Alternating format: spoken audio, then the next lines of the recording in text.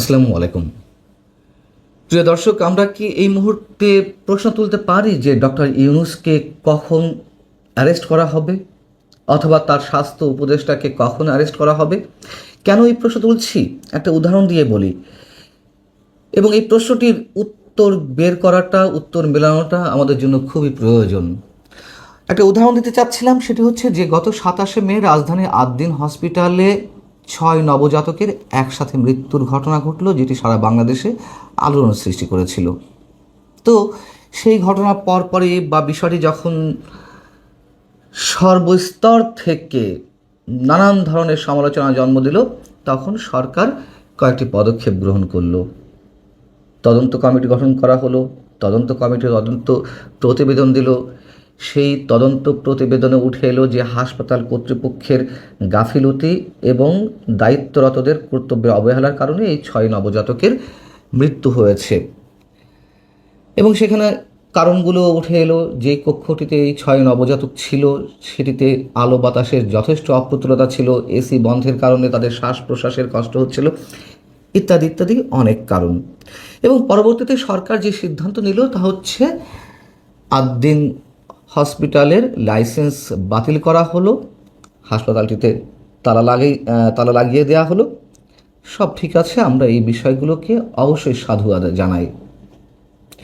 যদি দায়িত্বে অবহেলার কারণে এবং দায়িত্বে গাফিলতির কারণে হাসপাতাল কর্তৃপক্ষের লাইসেন্স বাতিল করা হয় এবং হাসপাতালে তালা লাগিয়ে দেওয়া হতে পারে 6 শিশু মৃত্যুর জন্য, তাহলে 643 জন শিশুর মৃত্যুর জন্য ডক্টর ইউনূসের কি শাস্তি হবে? ডক্টর ইউনূস সরকারের গাফিলতির কারণে যে গ্যাভির মাধ্যমে, ইউনিসেফের মাধ্যমে টিকা আনা হলো না, যার কারণে আমলাতান্ত্রিক জটিলতার কারণে টিকার ঘাটতি দেখা দিল এবং মহামারী আকারে ছড়িয়ে পড়ল হামের রোগটি, এবং গত 3 মাস ধরে প্রতিদিন একের পর এক শিশু মারা যাচ্ছে। সরকারি হিসেবে 643 জন, বেসরকারি হিসেবে আমরা ধরে নিতে পারি এই সংখ্যা 2 গুণ বা 3 গুণ, সহস্রাধিক। তাহলে ডক্টর ইউনূস সরকারের বিরুদ্ধে কেন কোনো ধরনের ব্যবস্থা নেওয়া হচ্ছে না? কেন ডক্টর ইউনূসের বিষয়ে সরকার একেবারে মুখে কুলুপ এঁটে বসে আছে? এবং এই হামের প্রাদুর্ভাবের জন্য, অথবা এই যে শত সহস্র শিশুর মৃত্যুর জন্য যে ডক্টর ইউনূস সরকার দায়ী, তা তো বৈশ্বিক একের পর এক সংস্থা থেকে শুরু করে খোদ সরকারের মধ্য থেকেই এখন দায়ী করা হচ্ছে ডক্টর ইউনূস সরকারকে। আমি একটু এক জায়গায় করে আপনাদের সামনে তুলে ধরি, হ্যাঁ, আন্তর্জাতিক সংস্থাগুলো কি বলছিল। সেটি হচ্ছে ইউনিসেফ কি বলল, যে বছরের পর বছর ইউনিসেফ এই টিকা সরবরাহ করত এবং অধিকাংশ অর্থায়ন দিত গ্যাভি, দ্য ভ্যাকসিন অ্যালায়েন্স, কিন্তু সেখান থেকে সরে এলো ডক্টর ইউনূস সরকার, যার কারণে হামের প্রাদুর্ভাব দেখা দিয়েছে। এবং ইউনিসেফের বাংলাদেশ প্রতিনিধি রানা ফ্লাওয়ার্স কিন্তু সংবাদ সম্মেলন করেই বললেন যে আমি ঈশ্বরের দোহাই দিয়ে বলেছিলাম এমনটি করবেন না। নূরজাহান বেগমের উদ্দেশ্যে তিনি বলেছিলেন এতে টিকাদান কর্মসূচি ব্যাহত হয়ে প্রাদুর্ভাব দেখা দিতে পারে, আমরা বারবার সতর্ক করেছিলাম। বিশ্ব স্বাস্থ্য সংস্থা গত 23শে এপ্রিল কি বলছিল তাদের প্রতিবেদনে, বাংলাদেশে হামের সাম্প্রতিক প্রাদুর্ভাবের বড় কারণ ডক্টর ইউনূসের অন্তর্বর্তী সরকারের আমলে টিকার ঘাটতি। বিশ্ববিখ্যাত বিজ্ঞান সাময়িকী দ্য সায়েন্সের প্রতিবেদন, সেখানে কি বলা হচ্ছিল যে এই মহামারীর জন্য অবশ্যই অন্তর্বর্তী সরকার দায়ী। গেল তো। এমনকি আমাদের প্রধানমন্ত্রীর তথ্য বিষয়ক উপদেষ্টা ডক্টর জাহিদুর রহমান তিনিও সংবাদ সম্মেলন করে সমালোচনার মুখে বলতে বাধ্য হলেন, বা সরকারের সিদ্ধান্তটি তিনি জানিয়েছেন আমরা ধরে নেব। তিনি বললেন যে অন্তর্বর্তী সরকারের আমলে কেন টিকা দেওয়া হয়নি তা খতিয়ে দেখবে সরকার। খতিয়ে দেখেছে সরকার? কোনো উদ্যোগ নিয়েছে? নেয়নি তো সম্ভবত। এবং আরও মজার বিষয় হচ্ছে যে আন্তর্জাতিক সংস্থাগুলো যখন ডক্টর ইউনূসের গাফিলতির কথা বা ডক্টর ইউনূসকে দায়ী করছে এই হামের প্রাদুর্ভাবের কারণে, তখন সরকার বলছে যে আমরা খতিয়ে দেখব।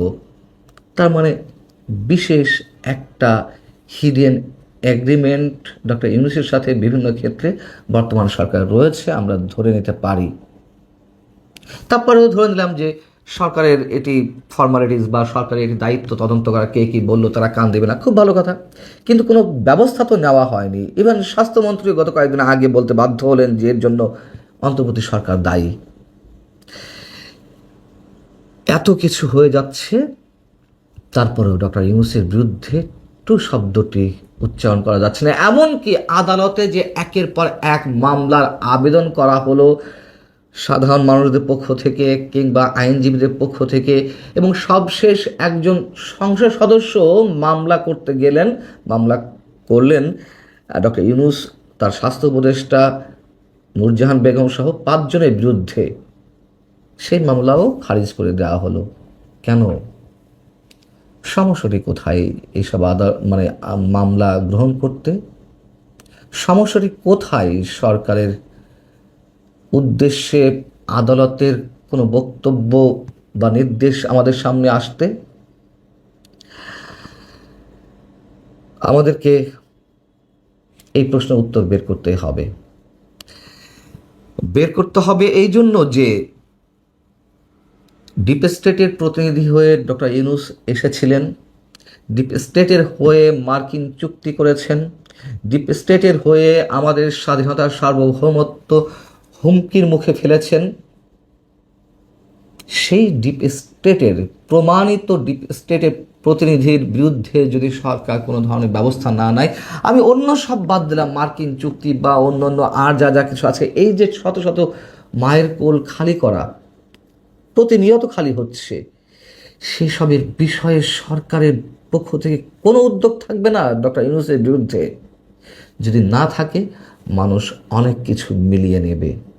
কার সাথে কে যুক্ত, কে ডিপ স্টেটের প্রতিনিধি, কে ডিপ স্টেটের হয়ে এখনও খেলছে, কারা ক্ষমতায় আছে, কারা ক্ষমতায় আসতে চায়, অনেক হিসেবই জনগণের কাছে পরিষ্কার হয়ে যাবে। এবং অনেকে বলছেন যে আদ্দিন হসপিটালের গাফিলতির কারণে যদি 6 শিশুর মৃত্যু হয় এবং তার জন্য হাসপাতালে তালা লাগানো হয়, যেহেতু ডক্টর ইউনূসের সরকার এখন নেই বা রাষ্ট্র তো একটি বা সরকার একটি বিমূর্ত প্রতীক, তাহলে তার ইউনূস সেন্টারে কি তালা লাগানো হবে? এই কথাগুলো মানুষ বলছে অবশ্যই আবেগের বশে, কিন্তু তাদের এই আবেগ তো ঠুনকো কিছু নয়। ভালো থাকুন সবাই, আল্লাহ হাফেজ।